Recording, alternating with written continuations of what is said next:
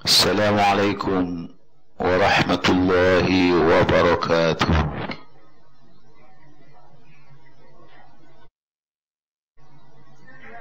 Bismillahirrahmanirrahim. Alhamdulillahi rabbil alamin. Salatu wassalamu ala asyrafil anbiya'i wal mursalin Sayyidina Muhammad wa ala alihi wa sahbihi ajma'in. Ishrah li sadri wa yassir li amri wahlul 'uqdatam min lisani yafqahu qawli. Allahumma iftah bainana wa bain qaumina bil haqqi wa anta khairul fatihin. Ayo bareng doa bersama-sama. Subhanakallahumma la ilma lana illa ma 'allamtana fa'allimna ma yanfa'una wa barik lana fima 'allamtana innaka antal alimul hakim. Masuk. Anak-anakku, para santri, para ustaz, ustazat, pemirsa Radio Suara Dakwah Al-Amin Perenduan, rahimakumullah wa as'adakumullahu lailatakum.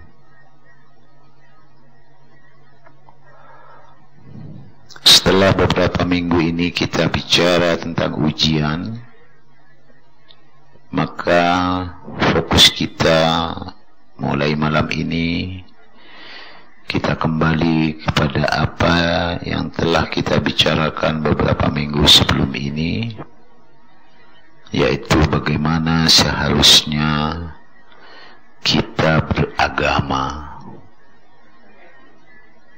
bagaimana kita menjadi seorang mukmin, muslim, dan muhsin. Ini penting, saudara-saudara dan anak-anakku, karena inilah yang akan kita bawa ke hadirat Allah. Sikap kita, pikiran kita, persepsi kita terhadap Islam sebagai sebuah agama adalah sesuatu yang akan kita pertanggungjawabkan di hadapan Allah.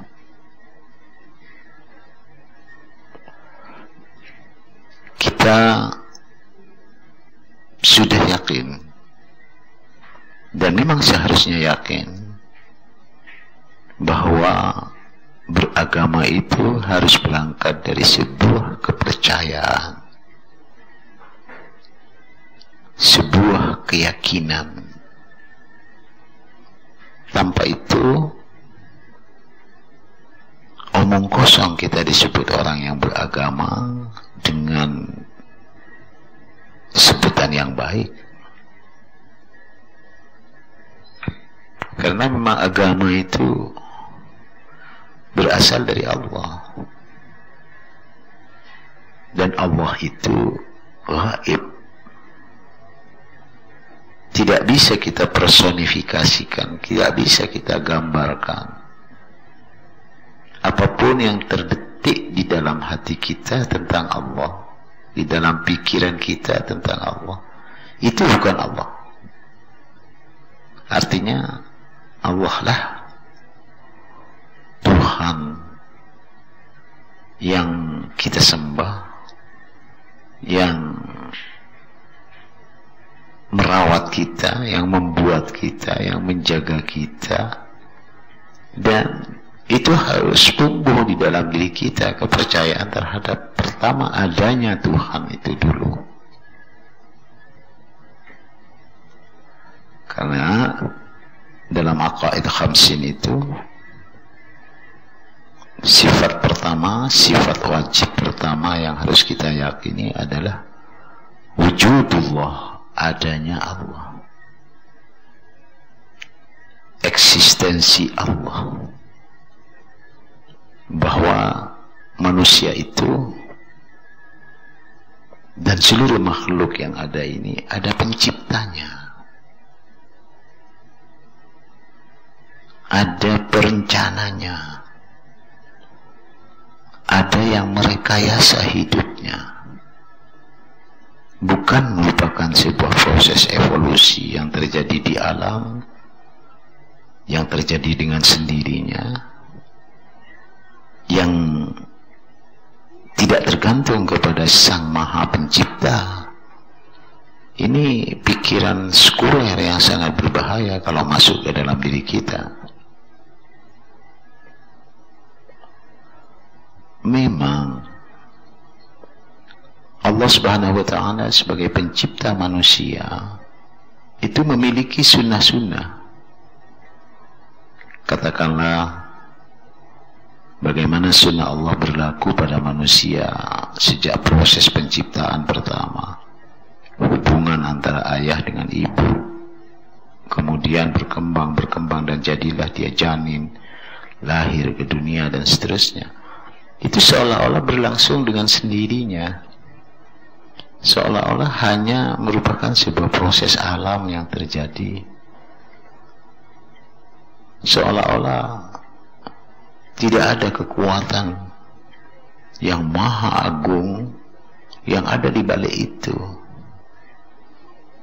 Itu kalau kita hanya berpikir seperti itu, maka kita akan menjadi manusia yang tidak lagi mempercayai adanya Allah itu.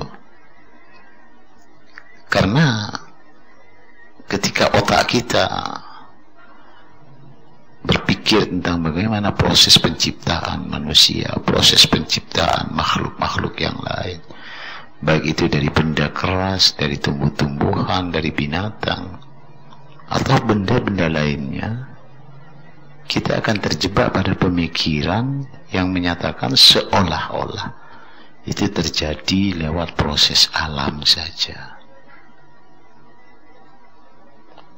Ini pola pikir seperti ini, saudara-saudara dan anak-anakku, begitu masuk ke dalam otak kita, dia akan menjadi sebuah racun yang menggerogoti diri kita, dan akhirnya kita tidak percaya lagi atas keberadaan Allah itu. Ini bahayanya manusia kalau hanya mengandalkan otaknya saja. Kalau manusia hanya mengandalkan kemampuan nalar, kemampuan rasionya saja, tetapi hati nuraninya, emosinya, perasaannya tidak difungsikan, manusia akan menganggap bahwa seolah-olah Tuhan itu tidak ada,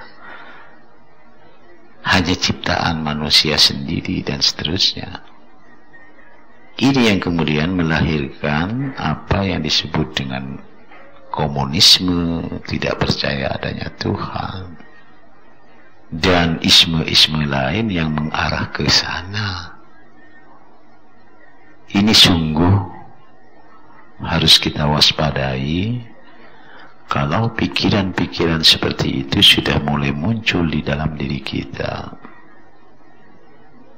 Padahal banyak sekali sisi-sisi kehidupan kita yang tidak bisa kita pecahkan dengan rasio, dengan akal. Banyak sekali itu yang menunjukkan bahwa di balik penciptaan alam yang terjadi ini sebetulnya ada sebuah kekuatan yang mengatur dan mengelolanya. Ini saya kira sikap pertama sebagai seorang muslim yang beragama yang harus kita tanamkan secara terus-menerus. Keyakinan kita akan adanya Allah.